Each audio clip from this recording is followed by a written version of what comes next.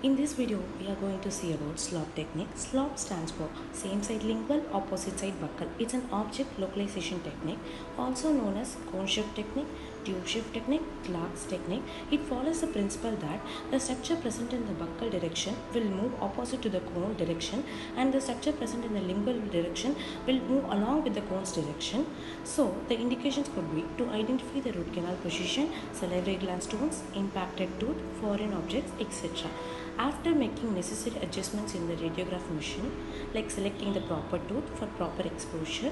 and then checking the angulation for the premolars, and then we place the radiopaque material like gutta perca on the lingual side of the film for the confirmation of SLOB technique accuracy, and then moving on with the proper angulation of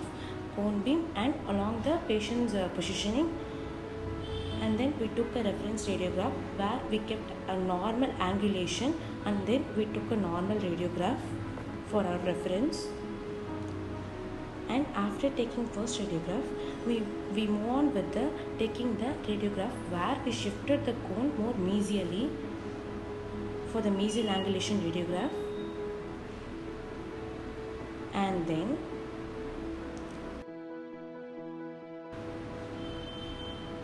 we shifted the cone beam to the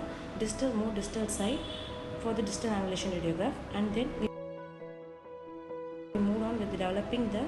X-ray film along with proper fixation. And after that, this is our end radiograph where we found the gutta perca is placed on the distal part of the first molar and then on the bone component, after which on the mesial angulation radiograph it shifted more mesially, that is to the more distal part of the first molar, and then on the distal angulation radiograph it shifted more distally, that is totally away from the distal part of the first molar. So it confirmed that the SLOB technique, that's lingual placed thing, is shifting to the same